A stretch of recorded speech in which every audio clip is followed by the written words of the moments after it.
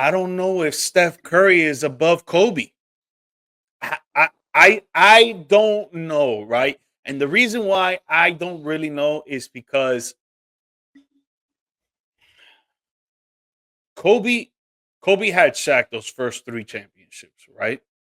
And Shaq was the best player, in my opinion, of all those championship runs. I think arguably, like, he takes the throne for sure for me. I know that other people think that Kobe should have had more praise and all this stuff, but I think without Shaq, I don't even think they get to the second round of the playoffs, in my opinion. Um, but when those other two championships with Paul Gasol, Lamar Odom, Ron Artest, and them boys, like, Kobe was dropping 34, 35 a freaking night, right? Yeah, yeah. I'm Curry, in on this topic too. Curry was doing his thing in no championships, right? But the first championship, he had Clay, he had um, Harrison Barnes, that was probably dropping what 10, 15 points a game. He had Lance Hey, Stevenson coming off the bench, which did not miss a shot. Did no, not miss it. that was Sean Livingston. Sean Livingston. Sean Livingston. I'm sorry, I got the Yeah, names mixed up. My bad. Sean Livingston. He did not miss a shot for nothing. They had a yeah, great core Livingston. there. Then Iguodala.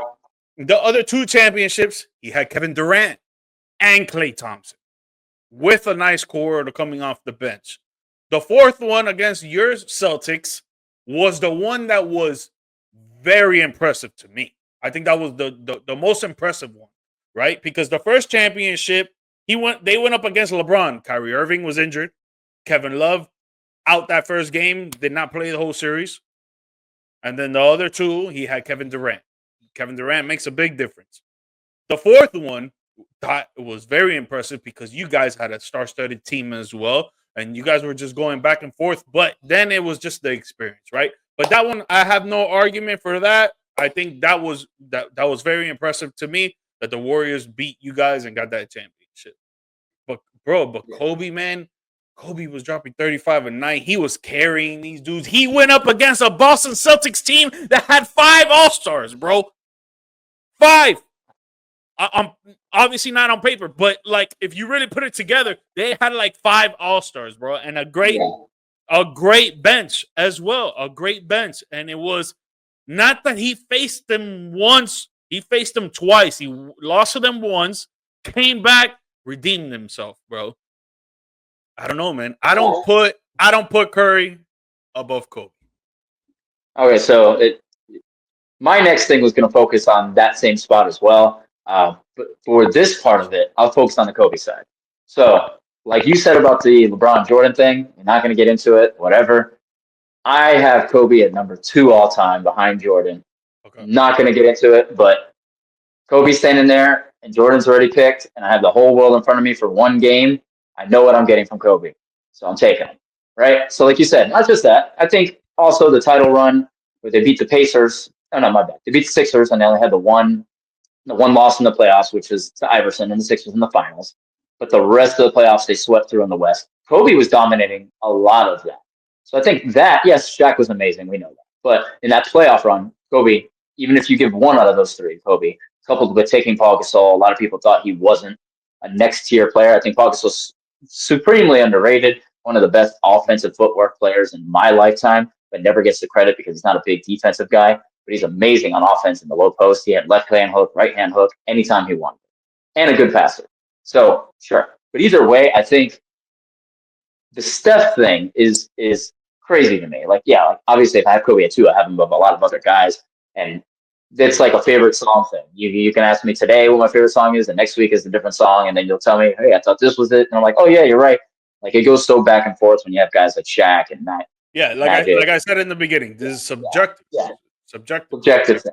Yeah, but I'm gonna focus on the Steph thing because that was gonna be where I was going next. Yeah. Top point guards of all time, just staying in the position. I know he's a shooter, but you know what I mean. You got Magic Johnson at 4 on this list, right? You're being your best point guard of all time. Fine with that. Not even going to debate it. I know he's not a jump shooter, but it didn't matter. Still got it done. That would make Steph the number 2 all time, which I do not have Steph above Isaiah Thomas. on Detroit, who Isaiah Thomas is number 27. Now, granted, if you were to go back and forth with me, there's plenty of times where I'm like, yeah, you might be right. Steph might be better, blah, blah, blah, so on and so forth. But what Isaiah Thomas was doing at the time, yes, Dumars was coming up offensively, but that was a defensive team. And Isaiah Thomas took that defensive team to be, great. They were an amazing defensive team, granted, but he carried them offensively. And I loved his game. He's a go-to bucket when he wants it. In a physical league, as a non-3-point shooting point guard, at that time, that wasn't a big deal. So there's that. Now, the other part of it is, this is more my part that I was going to get into, is they have Dame at 64 and Tony Parker at 86. And then coupled with the Chauncey Billups at 99 or 100, I forget, right? I think Billups, Parker, and, well, let's just take it those two. Billups and Parker are more of the traditional point guard guys that lead a team. Maybe you don't start your team with them, but they're great and they ascend and they beat out all kinds of great players in the meantime. Chris Paul was somebody who was super dominant. He's on this list too, obviously, who was coming up with the Hornets. He was amazing. Tony Parker, I wouldn't say outplayed him, but did well enough to get by. He outplayed Steve Nash at times during an MVP run. He outplayed Ron Williams, who was another guy at that time. That was a big deal. So underappreciated. Jimmy Butler. Chauncey Billups, the same thing on the other side. Underappreciated point guard, balanced, was able to hit big shots, clutch. He did a lot of stuff late. What I don't get is how you have, if you say, not you, but if the list is like we were talking about with Tatum, where it's like, okay, Draymond's up there because he plays defense and that's a heavy thing, but then Tatum is, ISO ball player, so he can do a little bit of everything. Sure, it's easy to start with Tatum, but I see the value in Draymond.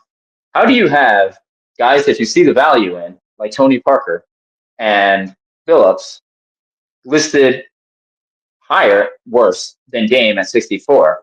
Because Dame is the guy you can actually start your team with and he can score and stuff like that, even though he's unproven and he's never gotten over the top and he had the Warriors injured and he had his team and they looked like crap and got bounced when he was on Portland in shame.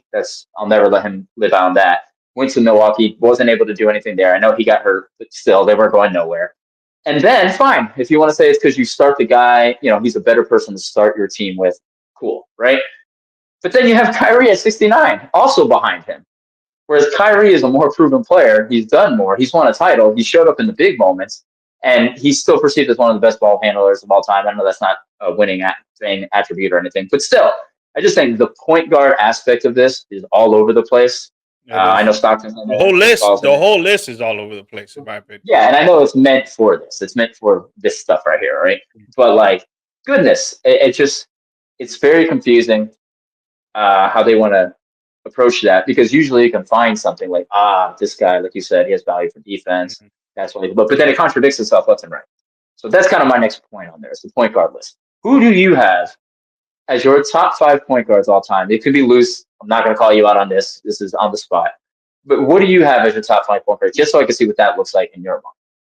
Magic, Stockton. Yeah. I'll throw some names out there just so you can have them in your head. Chris Paul, Steph. I don't put Iverson in there. Some people do. I won it. Tony Parker, Billups is on here. Steve Nash is on here. Jason Kidd. And then there's, super old school guys. I want to say Curry at 3, right? It's just that, to me, he's not a traditional point guard. Like, I see him as more of a 2 guard for me. Sure. So if I'm saying that I see him as more of a 2 guard, I won't put him in the top 5. So all right, let's say you have to put him in there just for this sake. Huh? Let's count him as a point guard for today. We'll leave Iverson as a shooting guard. Okay, so Magic, Curry, Stockton, CP3, Steve Nash. Okay, I'm good with that. I'd probably go Magic, Thomas, Steph, maybe Stockton there, and then Jason Kidd or Nash is fine too. Okay. So yeah, just want to see where you stand. Again, I see Curry as a 2 guard, right?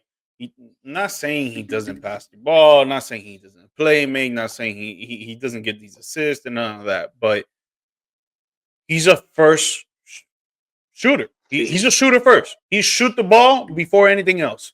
So I see him as a two guard because that's what a two guard does. That's why they're called shooting guards, because they shoot the ball. And that's what I see Curry as. As a point guard, you set up the offense, you run the plays, you facilitate the rock, you get your teammates open, you set up the right play to win the games. That's what a point guard does to me. Magic Johnson did that amazingly. Stockton obviously did that incredibly. CP3, like any team that he has gone to, he has transformed from a team that sucked to a team in the playoffs. So it's like, to me, that's what I see as a point guard. But if we're gonna throw Steph Curry in the list, then yes, he would have to be in the top 3 because of how great his shooting is. 100%, he would have to. Yeah, I have him at 3, so I'm okay with that.